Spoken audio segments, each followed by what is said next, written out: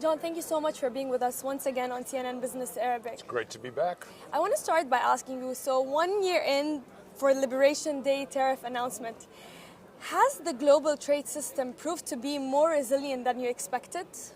I think that's a statement, not a question. It has.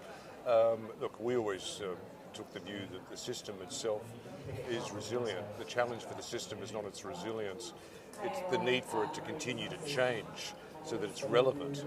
So that's the hard bit for it. But certainly it's been much more resilient. I think also there was a misunderstanding, I think on a global basis, about the way in which countries would react. The reality is, we've always pointed out, as important as the US is as a global economy, it only amounts to 13%. That's 13% of global trade. So its ability to actually engender a global trade war is actually pretty limited. It required other parties to actually reciprocate, and that just didn't happen. There's been some limited... So you saw less impact on the global trading system? Well, in fact, global trade grew. Didn't grow at the level we would want to see, but it actually grew. And actually, if you look at the underlying data, 72% of global trade is still conducted under the rules of the WTO, which is pretty significant. And actually, that's suppressed a little bit because of the lack of engagement of the US during the course of the year. So 72% is still a pretty high number. A very high number in terms of global trade, yeah. But how can businesses plan ahead, specifically when we don't see much clarity on what's happening? These are exactly the point we're making. I mean, the number one issue that business tells us, and let's be clear, the ICC, we're in 170 countries. 70%, by the way, is in the global south, and we ourselves enable something like $17.5 trillion worth of economic activity. So we're a player, we're an actor, and at the same time, we can actually see what's going on globally. And the number one issue that business tells us that concerns them is actually not tariffs. It's the lack of certainty.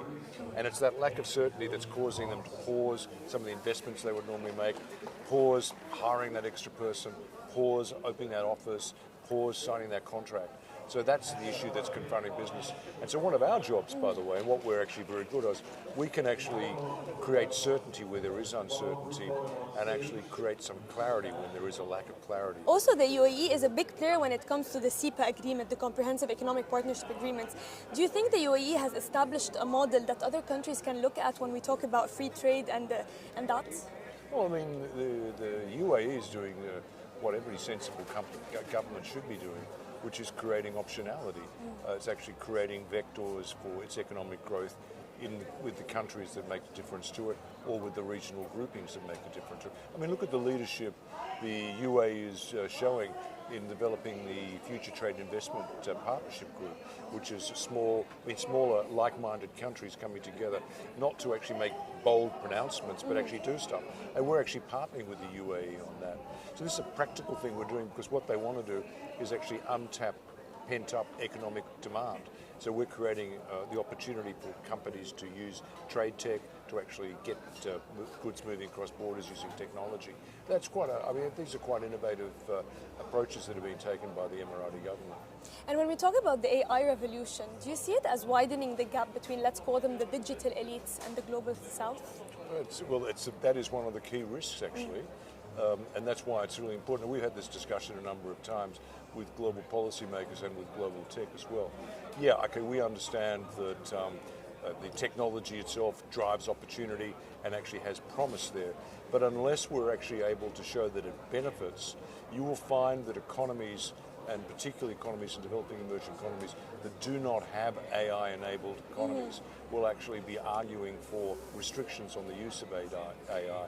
We'll be looking for ways of nationalising access to it. So we need to ensure the development of AI is sustainable, and part of that is ensuring that people are able to engage and actually benefit from it, not just in advanced economies, but also in developing and emerging economies. Going back to the practical things that the ICC does, the reality is that most trade is still paper-based. What we're doing is trying to create an environment where we shift it from analog to digital, and we've identified very clearly where the blocks are to that.